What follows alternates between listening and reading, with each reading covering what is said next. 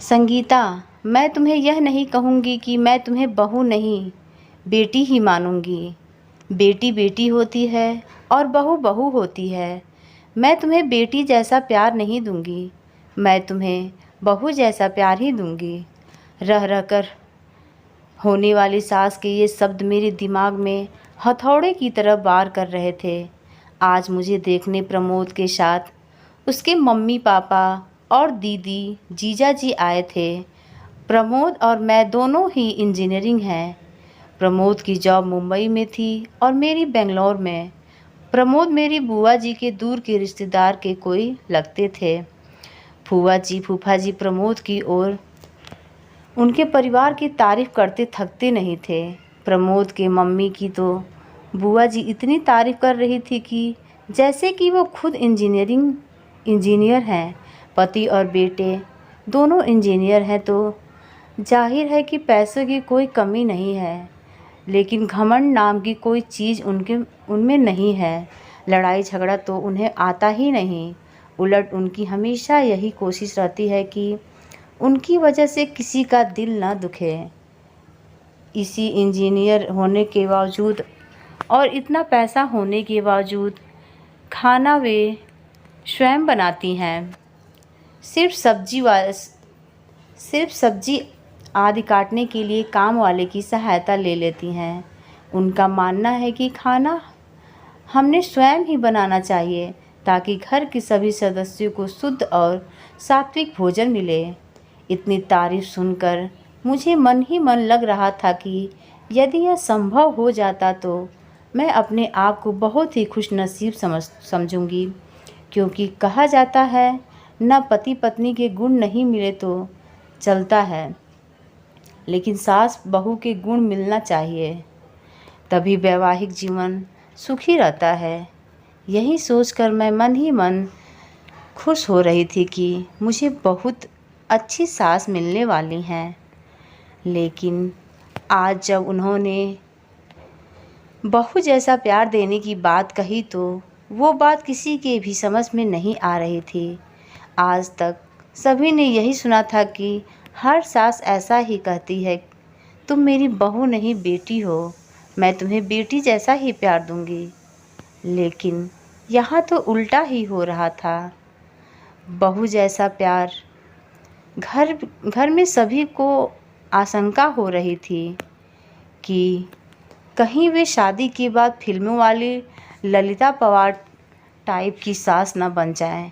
यदि ऐसा हुआ तो मेरा क्या होगा। लेकिन सिर्फ इस एक बात को नज़रअंदाज किया जाए तो बाकी सभी बातें अच्छे होने से घर के सभी सदस्यों को लग रहा था कि ये रिश्ता हो जाना चाहिए। और आखिरकार शादी हो गई। मेरी शादी तो हो गई, लेकिन दिमाग में हर वक्त मम्मी जी के शब्द तुम्हें बहू जैसा प्यार दूंगी गूंजते रहते थे।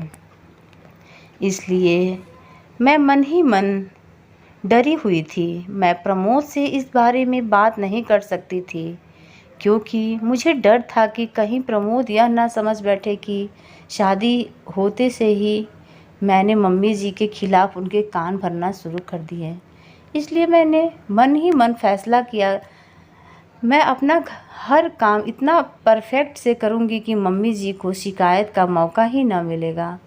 जब शिकायत का मौका ही नहीं मिलेगा तो वे ललिता पवार नहीं बन पाएंगी। इस बात का मेरे ऊपर इतना असर हुआ कि हर वक्त डरी डरी सी रहने लगी। प्रमोद ने भी 2-3 बार प्रेम से पूछा, क्या बात है, तुम खुश नहीं दिखती, तुम्हें किसी ने कुछ बोला क्या। मैं उन्हें क्या बोलती, मैंने तो इतना ही कहा, नहीं ऐसी कोई बात नहीं है, नया घर है, नया वातावरण है, सब कुछ नया होने से शायद मैं अपने आप को एडजस्ट नहीं कर पा रही हूँ, धीरे धीरे सब ठीक हो जाएगा। मम्मी जी पापा जी भी मेरा बहुत ख्याल रख रहे थे, हर वक्त बहुत प्यार से पेश आते, लेकिन मेरे मन में जो बहू जैसा प्यार की गांठ बैठ चुकी थी वो निकल नहीं पा रही थी। सब लोग कहते हैं ना कि शादी के बाद कुछ दिनों तक तो ससुराल के सभी लोग अच्छे से ही रहते हैं। असलियत तो धीरे धीरे सामने आती है। अभी तो शुरुआत है, इसलिए ये लोग प्यार जता रहे हैं। धीरे धीरे मेरा मन इन्हीं सब आशंकाओं में ग्रस्त रहने लगा। शादी के 8-10 दिनों बाद ही मैं चाय बनाने के लिए दूध के गंज में से दूध निकालने लगी तो न जाने कैसे क्या मेरे हाथ से सड़सी बराबर पकड़ी नहीं गई और गंज हाथ से छूट गया। पूरा की पूरा गरम गरम दूध नीचे गिर गया। मैं इतनी ज़्यादा डर गई कि पूछो मत। मैं सोच रही कि मैं हर काम पूरी परफेक्शन से करूँगी और क्या ये दूध। उसमें से भी ख़ास बात यह थी कि दूध वाला दिन में सिर्फ एक बार सुबह ही दूध लाता था। पैकेट के दूध में मिलावट होने से वो घर में नहीं लाते थे। सभी लोग चाय का इंतज़ार कर रहे थे। गंज गिरने की आवाज़ सुनकर मम्मी जी ने बाहर से ही आवाज़ लगाई, संगीता क्या हुआ? मैं तो इतनी ज़्यादा डर गई थी कि मेरे मुंह से आवाज़ ही नहीं निकली। तब मम्मी जी ने खुद किचन में आए। मम्मी जी को सामने देखकर मैं डर के मारे कांपने लगी।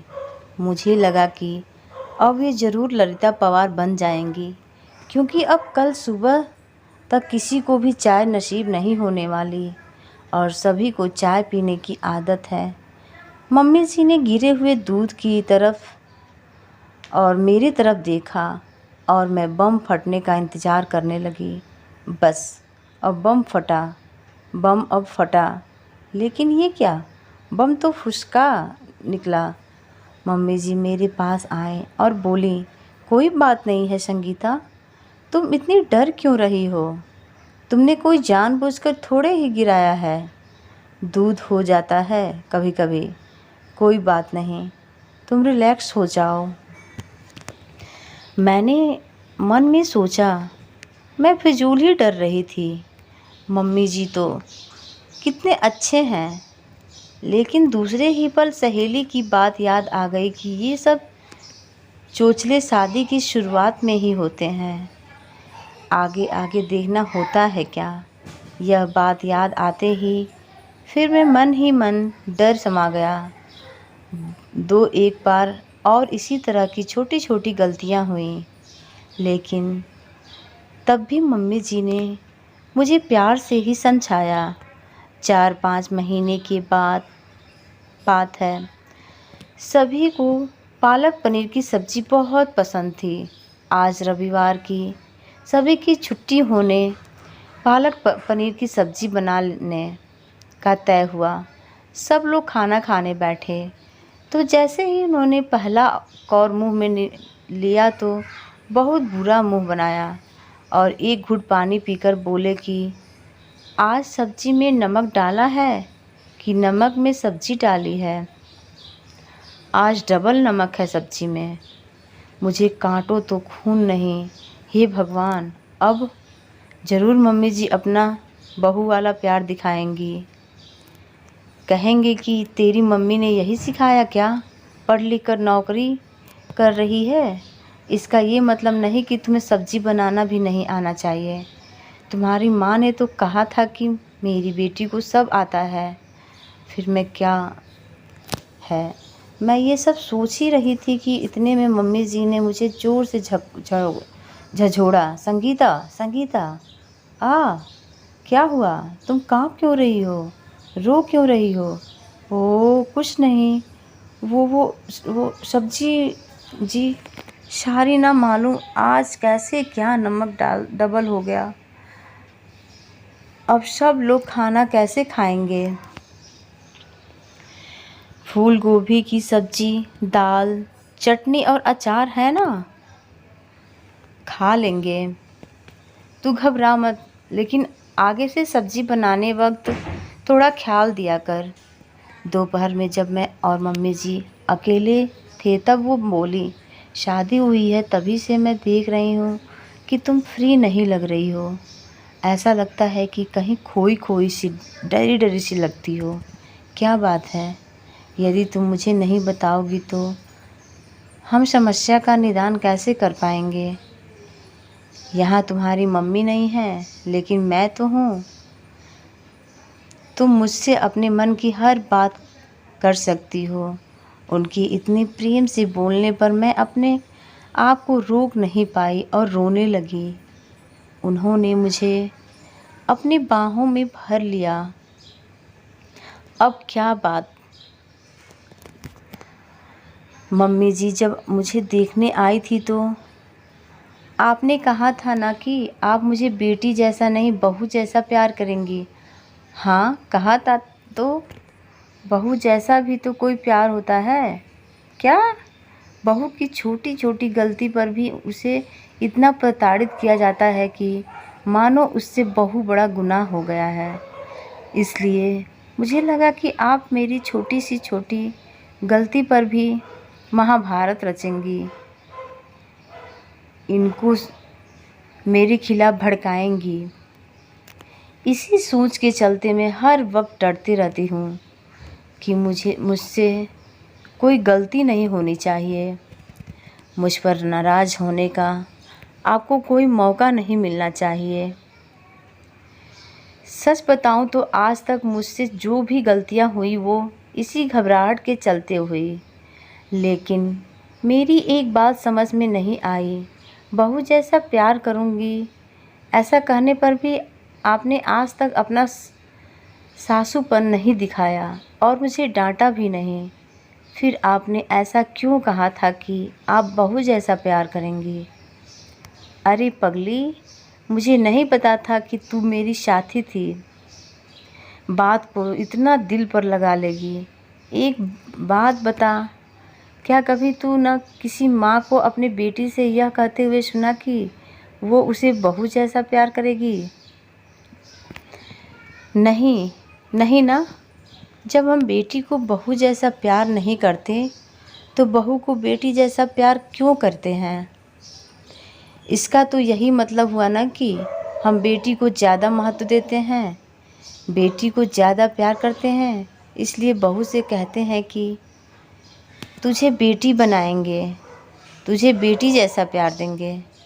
हम लोग बेटी को ज़्यादा महत्व देते हैं, इसलिए बेटी को बेटे जैसा ही प्यार देते हैं। कभी भी बेटे से यह नहीं कहते कि तुझे बेटी जैसा प्यार देंगे। यदि हम बेटा और बेटी दोनों को समान समझते हैं तो बेटी को बेटी जैसा प्यार क्यों नहीं दे सकते? मेरी नज़र में जिस तरह बेटी का अपना एक अलग अस्तित्व है, उसी तरह बहू का भी अपना एक अलग अस्तित्व है। मैं बहू को बेटी से किसी भी मामले में कम नहीं समझती।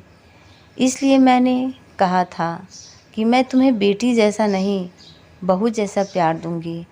मुझे क्या पता था कि तू अब उसका गलत मतलब लगा के वह बात दिल को लगा लेगी।